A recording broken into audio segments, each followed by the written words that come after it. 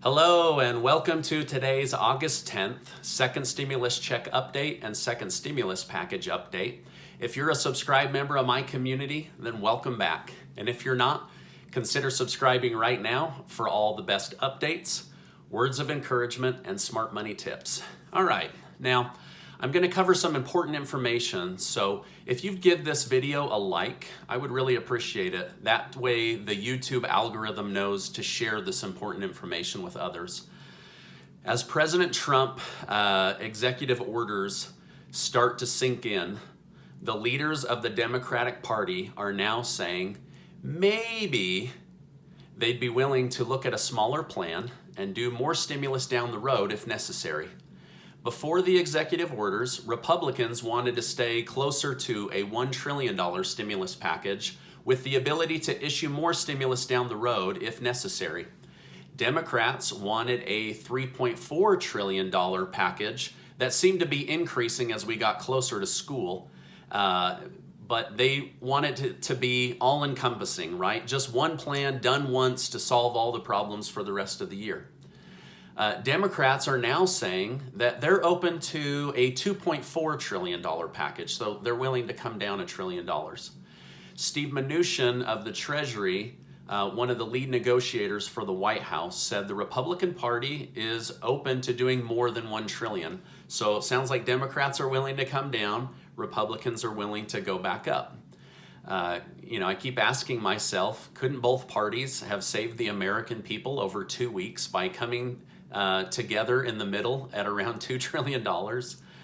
This would have prevented the lapse of unemployment. This would have helped with the eviction crisis that's coming. And we would probably already be receiving stimulus checks by now. But they wanted to take their time and stick to their points. Many are praising President Trump for the executive orders, while others are saying these are a bad idea. So it's probably 50-50. Either way, it will force both parties to either accept the executive orders or present a better plan quickly. Let me know in the comments, do you think President Trump felt he had to step in between the two parties and take action? Or should he have done nothing and let the two parties continue to negotiate over the next 2 to 3 weeks? Again, please let me know your honest opinion in the comments and be kind to each other. I just want to know what your thoughts are.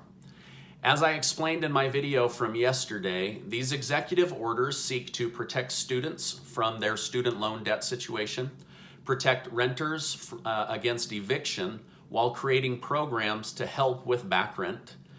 He's seeking to give a pay boost on each paycheck to working Americans that make under $100,000 a year, and he's looking to do $400 in unemployment boost. $300 would come from the federal program and $100 would come from the states for a total of $400 a week.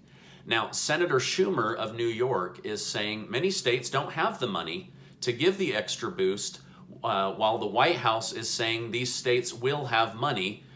They just need to move it around, but they do have the money.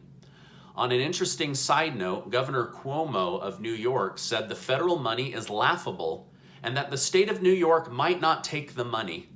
I was shocked to hear that a governor might cut people off from accessing this money just because he doesn't agree with President Trump. We'll see what other states have this same reaction. In my opinion, President Trump issued the executive orders to help the two parties create a better, faster stimulus package. But if they can't come together on a new, better package quickly, then at least there's already law signed into place to get money out to the people. But again, for me, I think it was actually just to get them to start moving. And look, Monday morning, they're already saying, we're willing to come down, we're willing to come up. So I don't know, I may or may not be right. That's just my thoughts. Okay, now as you know, the House of Representatives and the Senate, they have both left Washington. They are gone until September. This means that they did not pass a bill for the unemployment, the eviction protection, money for schools, and the thing that you guys come here the most for, I believe, is they also did not pass money in the form of direct stimulus checks to the people. I just can't believe that they left without getting this done. This means that we may not see direct stimulus checks until they return in September.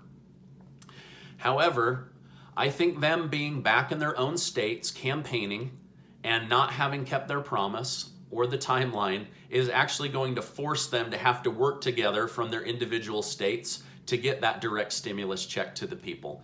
So I'm still hoping to see something in the month of August, because if not, voters from each party are going to be furious. I believe you're already furious. I know I'm upset about the situation.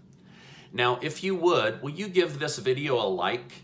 That way YouTube will share it with others, and please share this information on social media. Now, I want to give some interesting insight that counters Senator Schumer. Again, I try to stay unbiased, so here's the other side of the equation. Former Chief of Staff Mick Mulvaney, he has said that the executive orders are actually very well written. As part of the original CARES Act, states were given, as an example, $150 billion that they have not yet used up. But it was given under the titling of the Department of Homeland Security. In the order, this Department of Homeland Security money in the billions and billions of dollars can be released to help the people of that individual state. So these states actually do have money according to Mick Mulvaney and the way that the executive orders are written. They just have to move it from the Department of Homeland Security over to where it can be used to help those that are unemployed. So I thought that was really interesting insight. Mr. Mulvaney also said he's been in politics for a long time, and to see Congress go home without written legislation completely shocked him. He said it was a total shocker. I can also say it shocked me. I mean, they made a liar out of me. I thought for sure they were going to come together before the August recess, but they have not. I don't know what that was. Something just floated through my video. Okay, now Mr. Mulvaney said he believes that Nancy Pelosi knew the HEROES Act would not pass, but that it would look good to her voters, and that's why she pushed it so hard. I've said this before, and I'll say this again. I try to report unbiased news. I honestly believe the Democrats went too high, and I believe the Republicans went too slow. So I believe both parties have hurt the American people by not working together. Now, dozens of you pointed out in my last video a floating light orb right down around here. I thought that was really cool, so thank you for pointing that out to me. I don't know what it was. There's no airflow in here, no open windows, but every now and then like something catches the light and floats by me. It's kind of cool. All right, now I hope you'll be able to join me this Wednesday at 9 p.m. Eastern for YouTube Live. We're going to have a great show and go over some really good information. I think it'll be fun. It'll certainly be better than the negative news. So if you can join me, I would absolutely love to have you. As we wrap up, I just want to remind you that you are amazing, just in case nobody tells you that today.